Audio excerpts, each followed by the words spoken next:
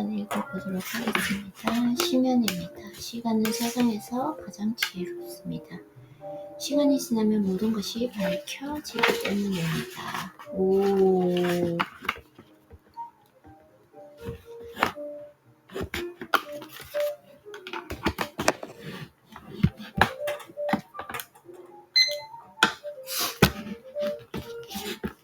시간은 세상에서 가장 지혜롭습니다. 시간이 지나면 모든 것이 밝혀지기 때문입니다.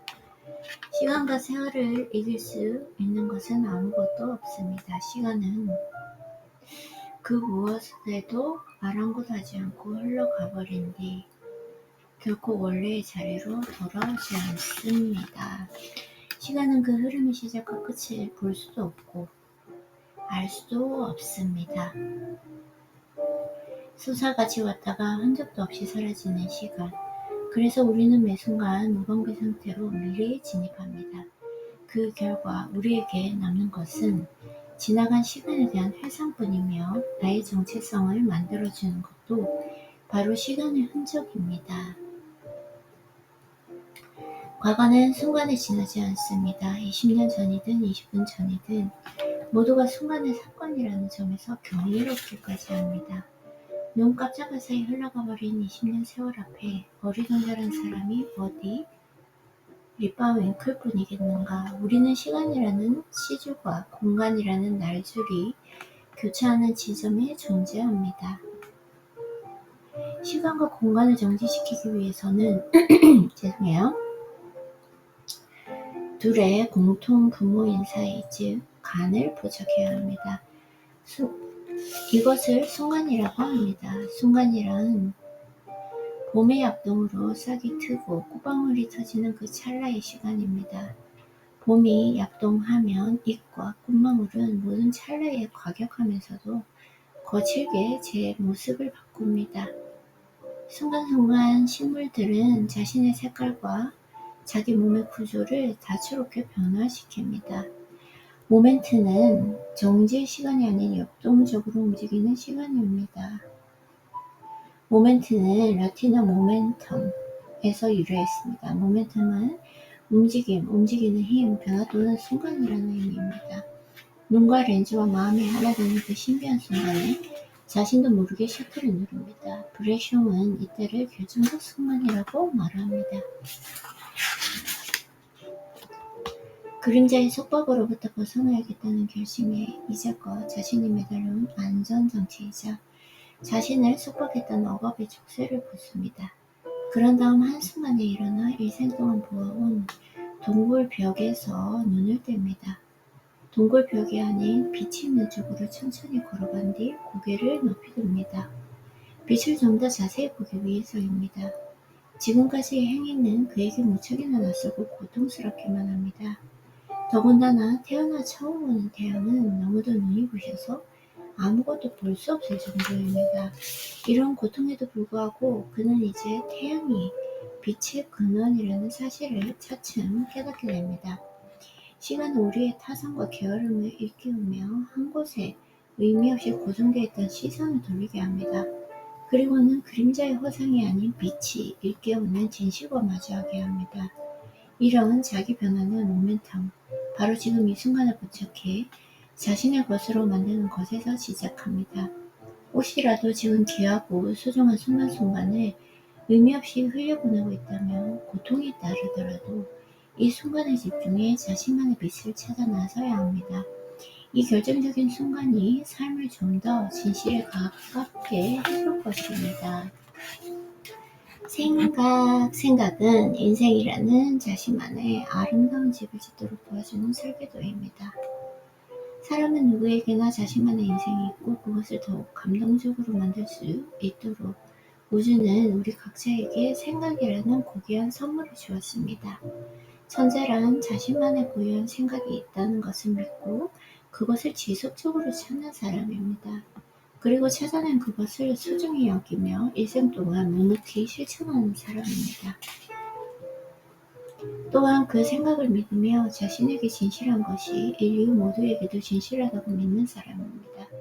믿음이란 자신에게 중요한 한 가지를 찾아 소중하게 지키는 삶의 모습입니다. 천재는 다릅니다. 그들은 마음속 깊은 곳에 숨어있는 자신의 욕망을 탐색하고 발견합니다. 그리고 그것을 세상에서 가장 소중한 부분이라 여기며 삶을 통해 그것을 실현합니다. 천재는 남다른 생각에서부터 시작됩니다. 이 생각은 자신이 경험한 세계 안에서 아무런 노력도 없이 습관적으로 하는 게 아닙니다. 생각은 매일매일 변화를 거듭하며 나 자신을 더 아름다운 삶으로 인도하는 높은 차원의 시선입니다. 그 시선은 어제까지 소중하게 여겼던 가치를 아낌없이 버리고 그 한계를 선명하게 보는 것입니다. 성문이라는 명사 의미 외에 성문 위에서 쳐다보다 라는 동사 의미도 가지고 있습니다. 이 동사 의미는 성문을 무사히 통과할 수 있는 무기를 제공합니다. 그 무기는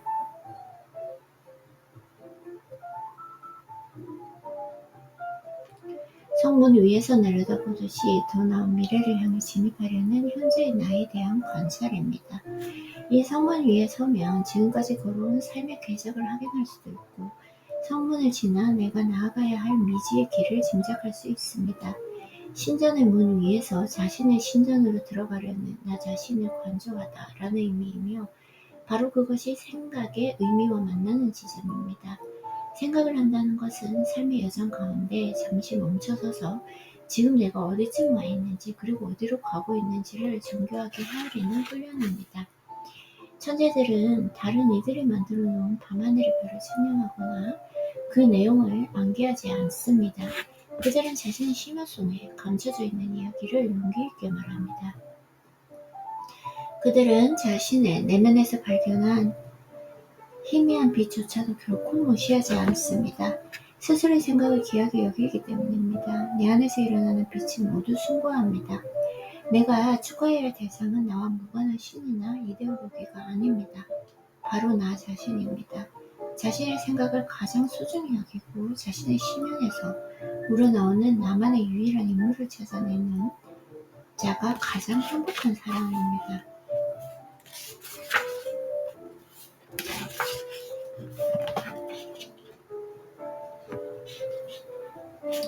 첫 번째는 분리 단계입니다. 이는 과거로 상징되는 모든 것을 의도적으로 버리는 단계입니다. 자신에게 익숙하고 편안한 세계와 단절하는 것을 혁신이라고 하며 이때의 혁자는 각본물에서 소의 가죽을 벗기는 모양입니다. 전이 단계입니다. 분리 단계가 단시간에 일어난 사건이라면 전이는 리멘의 단계입니다. 오래된 자아를 소멸시키는 기나긴 투쟁의 시간입니다. 전이란 과거의 본질이라고 생각했던 것이 점점 소멸되어서 새로운 자신으로 채워지는 과정입니다. 이 레멘의 단계 아래에서 위에 찾아가는 상태를 서브라임이라고 합니다. 흔히 순간으로 보내되는 서브라임의 어원은 리멘 아래서입니다. 자신을 깊이 응시하고 자신 속에서 최선의 것을 찾으려 끊임없이 노력하는 사람은 그 자체로 숭고합니다. 마지막 세 번째는 통합 단계입니다. 전이가 오랜 시간이 필요한 단계라면 통합은 조용히 다가오는 단계입니다. 전이 단계에 충분히 거한 자가 자신도 모르게 들어서는 단계라고 할 수 있습니다. 진실로 통합 단계에 진입한 입문자는 자신이 새로운 존재가 되었는지를 알지 못합니다. 통합 단계는 몸에 밴 습관이나 행동을 떨쳐내고 새로운 자아를 만드는 창조의 시간이며 동시에 문지방위에 있는 불안한 시간이기도 합니다. 이 새로운 단계로 진입하려면 점차 오래된 자아를 소멸시키고 온전히 자신에게 집중해 새로운 자아를 만들어야 합니다. 불안한 가운데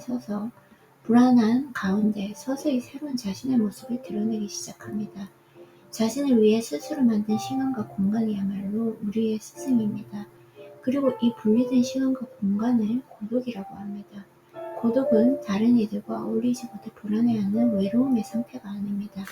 의도적인 분리의 상태이자 자신을 최고의 선물입니다. 자신에게 온전히 헌신하고 묵상하는 고독의 시간을 통해 보통 사람들도 위대한 성인이나 위인으로 변할 수 있습니다. 당신은 지금 어디쯤에 서 있는가? 자신의 삶이 변화되기를 원한다면 헌관해주십시오. 지금 곧. 매일 4시간 이상은 3년 동안 히브리어를 공부합시다. 그 언어가 내게 말을 걸어왔습니다. 문장의 단어와 단어 사이 그 행간의 존재나 의미가 서서히 보이기 시작했습니다. 마치 오래된 연인이 표정과 눈빛만으로 서로의 생각을 읽을 수 있는 것처럼 말입니다. 다른 이들이 도달할 수 없는 소중한 경지에 들어설 수 있는 비결은 무엇일까요? 어려움과 성가심을 담담하게 수용하도록 만드는 사랑입니다. 또한 그 사랑을 지속할 수 있는 힘은 다름 아닌 인내입니다. 사랑과 인내는 메비우스의 띠처럼 나뉘지 않는 신비한 합일입니다. 사랑하니까 인내하고 인내하다 보면 그 사랑이 더욱더 깊어집니다. 인내는 인간을 다른 동물과 구분하는 최고의 덕목입니다. 자신의 한계를 점점 넓힘으로써 처음에는 상상도 하지 못했던 지름을 공부하는 마술지감입니다. 인류의 생존 장비인 인내는 정참 취미로 진화했습니다. 이 순간 특별한 엑스터시를 경험한다고 말합니다. 장거리 선수들 중 일부는 완주한 뒤 평온함을 느꼈으며 행복함에 젖었다고 말합니다. 이것을 영어로 러너스 하이라고 합니다. 사람의 기분을 전환시키는 성분이 엔돌핀입니다. 러너스 하이는 인내가 안겨주는 종합 선물 세트입니다. 세상의 모든 것들이 저마다 아름다움을 뽐내며 우리에게 감동을 주는 그 이유는 스스로에게 몰입해 있기 때문입니다. 꽃들은 천재지변이 있다 하더라도 아랑곳하지 않고 자신에게 몰입합니다. 세상의 모든 꽃들이 저마다 아름다움을 뽐내며 우리에게 감동을 주는 이유는 스스로에게 몰입해 있기 때문입니다. 꽃들은 천재지변이 있더라도 아랑곳하지 않고 자신에게 몰입합니다.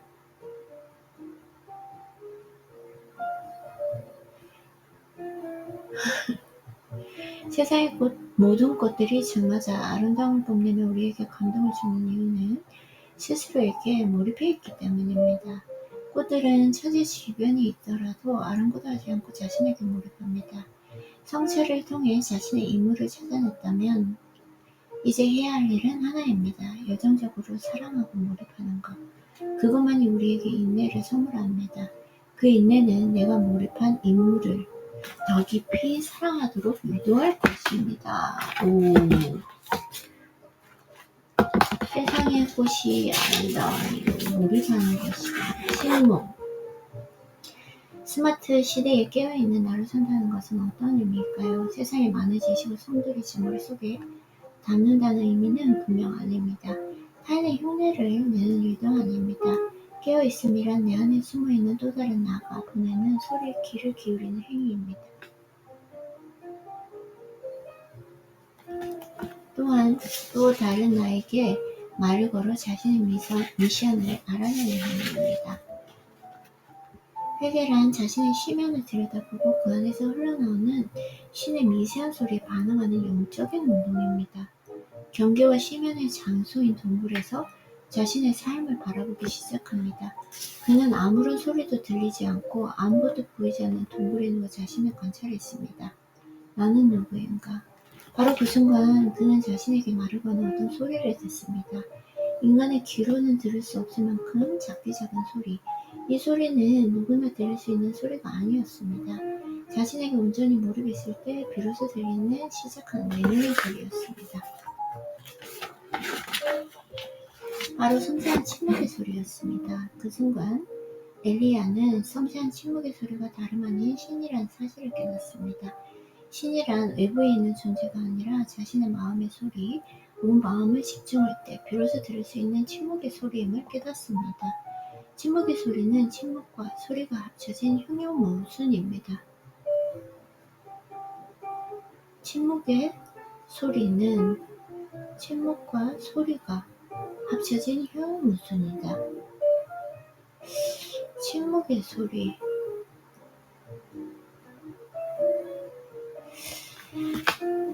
바로 섬세한 침묵의 소리였습니다. 그 순간 엘리야는 섬세한 침묵의 소리가 다름 아닌 신이라는 사실을 깨닫습니다. 신이란 외부에 있는 존재가 아니라 자신의 마음의 소리, 온 마음을 집중할 때 비로소 들을 수 있는 침묵의 소리임을 깨닫습니다. 침묵의 소리는 침묵과 소리가 합쳐진 흉흉모순입니다. 이를 수식한 섬세한 침묵의 소리는 몰입을 통해서만 들을 수 있습니다. 만약 우리가 각자의 심연으로 들어가 그 침묵의 소리를 들을 수 있다면 우리는 그곳에서 신을 발견하게 될 것이다.